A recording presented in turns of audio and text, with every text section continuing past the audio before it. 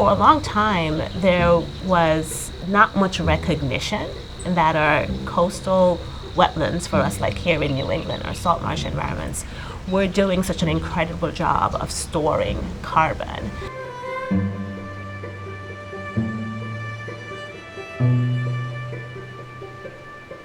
And so for a long time, that service, that benefit, was under-recognized by many people. But over the last several years, we've been part of the story in terms of helping to facilitate and work with a team that's doing research on that concept and actually trying to build out what are the potential avenues to apply our knowledge about blue carbon in different ways. So blue carbon is really just the term that we use to talk about the carbon that's stored in coastal and marine ecosystems, including salt marshes, mangroves, and seagrass systems. These are very productive plants. They grow fairly fast, and so they're capturing carbon at a rate that's quicker than a lot of our terrestrial forest systems. And we know that our terrestrial systems, our tropical and temperate forests, have gained a lot of ground and recognition for their climate mitigation services. We want to see our coastal wetlands valued similarly.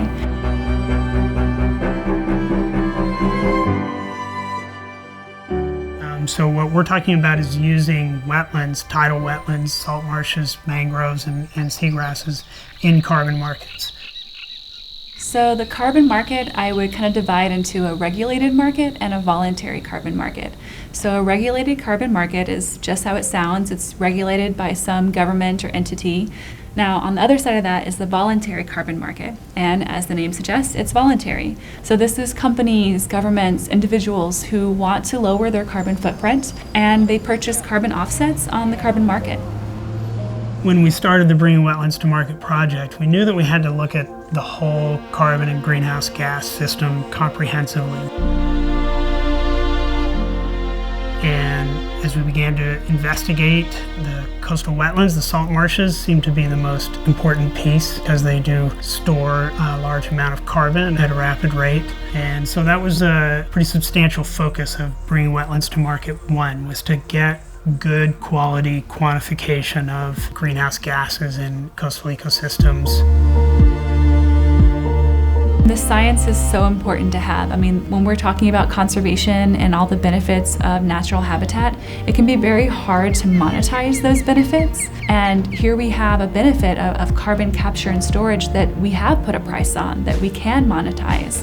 And so here's this brand new opportunity to then bring these habitats into the market system, put that dollar value on that people will then pay for. And that science gives us the numbers. It helps us quantify that benefit. It's so critical.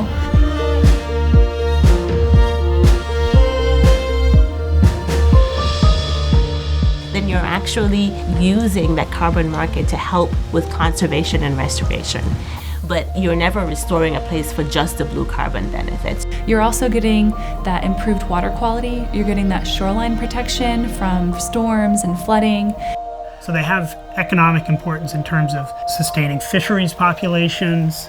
The recreational benefit is also pretty huge. So when you go down all those different things, from both recreation to resilience to climate change mitigation to water filtration, it's a huge list of very important benefits these wetlands provide.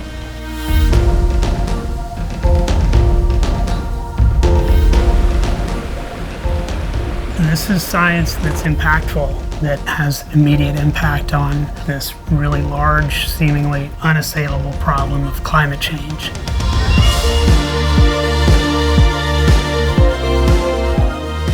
So we're working with partners in the Herring River area, one of the largest potential wetlands restoration project.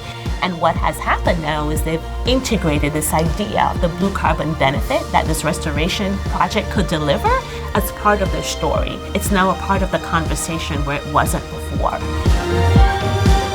So our hope is that once the Herring River project gets fully funded for the restoration, that we can also develop it as a carbon offset project. We have companies and organizations contacting us and wanting to buy blue carbon credits, which is really wonderful, very encouraging that they see that as a great way that they can have a part to play in climate mitigation.